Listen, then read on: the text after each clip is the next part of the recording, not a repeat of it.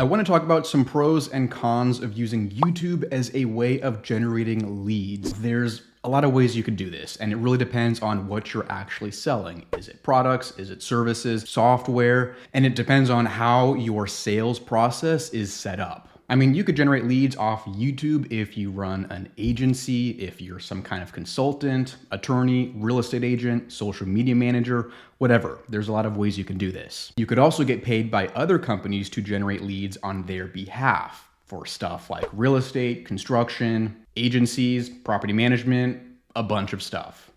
Couple pros, couple cons, but really some of these are just things you want to consider, and it could be a pro or a con for you depending on your situation, your business, and the way you want to run things. And if you're new to this channel, my name's Jacob. This is a place where I like to talk about a lot of stuff, content marketing, and building a business off of your content. I've done this a lot with YouTube. That's kind of my bread and butter. So getting right into it, I don't like fluff. The first, definitely a pro I would say, is that when you're using YouTube to generate leads, you have freedom because you have the advantage of getting to play YouTube by a different set of rules than a lot of other YouTubers. And that's one of my favorite things because you have the freedom to not give a fuck about the views and the subscribers and chasing the AdSense like a lot of channels that are only making money from AdSense or affiliate marketing where they really need a lot of views to get that. With lead generation, you can make way more money with a way smaller audience. And to be honest, it doesn't always matter how many views you get. I mean, honestly, what I love is that you could have a video with 5,000 views that makes way more money for you than a video with 50,000 views if it's better at generating leads, if it has higher conversion, if it just does a better job reaching the right people, even if it's a smaller audience. I mean, the higher value leads you're getting, the more expensive stuff you're selling, the more you can afford to just not give a fuck about chasing the views and the subscribers. Now I get it, views matter to an extent, but when you're playing the YouTube game by a different rule book and you have a different business model, you have the freedom to not care as much, which I personally love. I'm not trying to be famous. I'm trying to reach the right people, not have videos go viral every day. That also means you can have a way smaller audience and make boatloads more money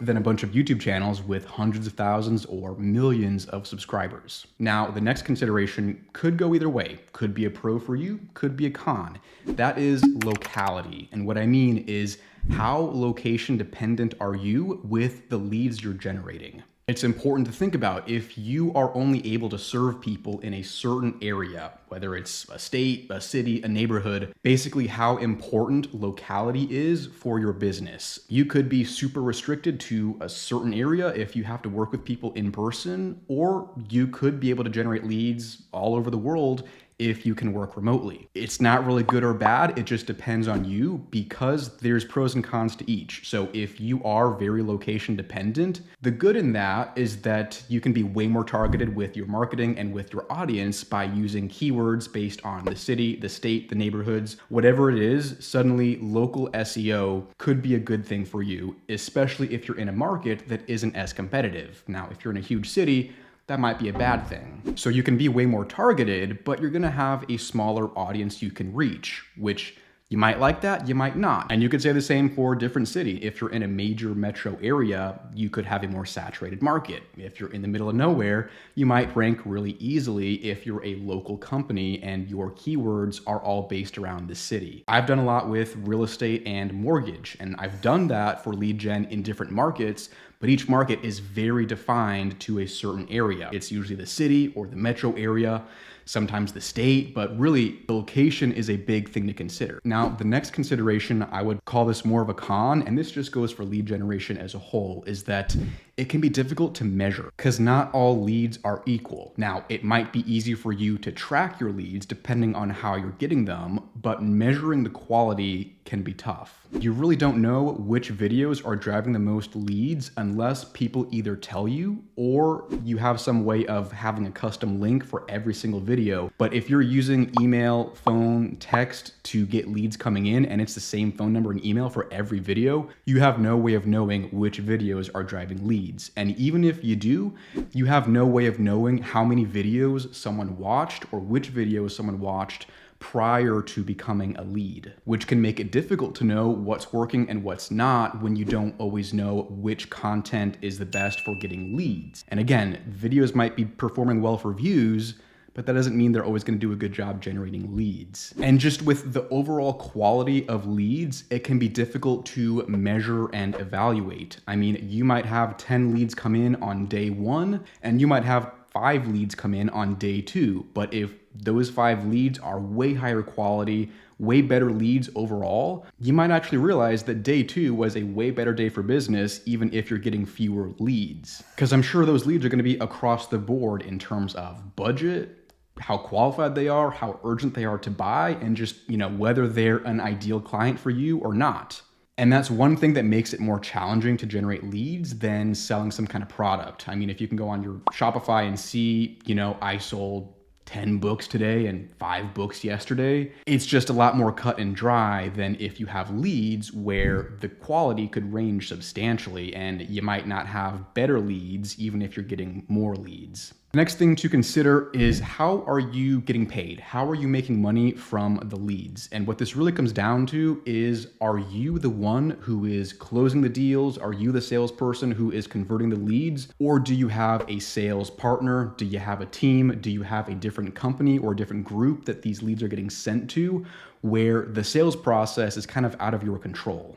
Now, if that's the case, do you get paid per lead? Do you get paid when they close? Do you get paid a flat fee or a fee based on number of leads? The reason I bring that up is because incentives really matter when you're not the one who is closing the leads. Now, that could mean that you don't have to do the follow-up, the sales calls, and closing the deals yourself, which, if you suck at sales, could be a good thing. If you're good at sales, you might not love the lack of control if you have to rely on somebody else closing the business. Because basically, if you're selling leads or if you're referring leads out to someone else, you've got to rely on them to be able to close the leads and then continue to buy leads from you. Now, if you are getting paid just a flat fee for every single lead or just a flat fee for generating leads, that's going to make your life easier to predict your margin and how much money you're going to make. But your incentives might not be as aligned with the sales team if you're just incentivized to want to get as many leads as possible and maybe not the best quality. Now, on the other hand, if you are getting paid in proportion to the quality of leads, meaning you get paid a referral when it closes or you get a percentage of the deal, whatever you're selling, that aligns your incentives a lot more with whoever is closing the deals, but it makes your income way more unpredictable. And even if you're getting leads coming in on a consistent basis, if they're closing inconsistently or it's up and down every single month, that can be a challenge if you want that consistency of having some kind of reliable income.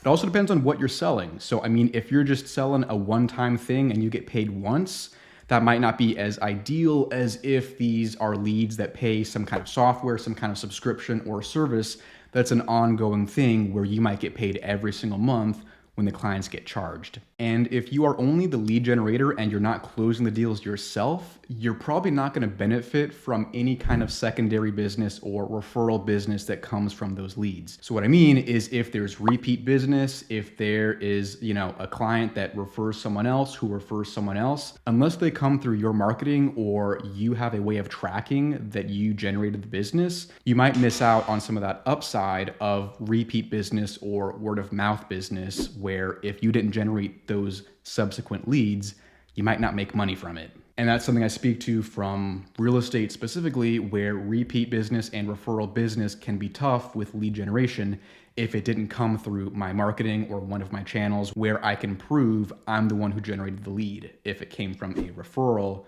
it technically wasn't me.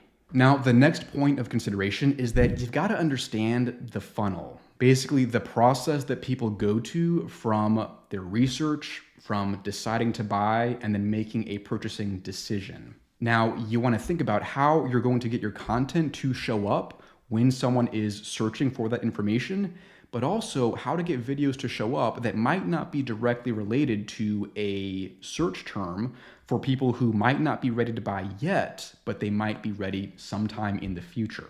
And you might have some very cut and dry, easy search terms to make videos for, answering direct questions, comparisons, pros and cons, just breaking down your industry in a way that people can search for it. But there might also be very valuable content you gotta make that might not be something people search for, but can do a better job at converting your audience. And at that point, you might have to rely on past viewers and having your videos show up again and again to the same people when they've already watched your content. And going off of that, it's important to be able to understand the sales process, the psychological process people go through. And if you're closer to the actual sale yourself, meaning you know how clients think, you know what the questions are, you know how the whole process works, that makes it a lot easier for you to make content that directly answers those questions and addresses those concerns. So you've got to be good at making the videos and having a personality that people can watch, but you've also got to have some level of the experience to understand the nuance, the thought process, and explain information to people in a way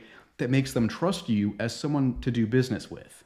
Now, the last thing is by far a pro in my opinion, which is that YouTube is very based on personality. Meaning that content isn't just about the information and the words you say, it's about how you say it, it's about having a personality, having some kind of story to tell, where that can be your point of differentiation. Now, video content on YouTube is just a different ballgame than written content on Google, because if you're limited to written articles and everyone is competing for the same keywords, just explaining the same concepts in different ways, it's gonna be more difficult to stand out, in my opinion, than if you have videos where you can say the same stuff, but you can say it differently, you can have a different personality and different stories to tell that can set you apart easier, in my opinion, than on Google or with articles, where it's just a different strategy. Now, to be fair, I get it. You can differentiate on Google too, but what I'm saying is that when you have personality is a very different approach than written content when it comes to trying to set yourself apart and building more trust with the people you're trying to reach. It really could go either way, depends on you, how good you are with video, and what kind of content you'd prefer to make. Just some things I've considered over the past couple of years doing this and stuff that I've noticed. I hope this was valuable for you. If you wanna give me some feedback, share some ideas, whatever, send me an email or follow me on Twitter. I'm trying to build up my content there right now. Whatever works for you, those will be in the description down below. Aside from that, thank you for watching. I appreciate it. I will see you in the next one. Take care and have a wonderful rest of your day.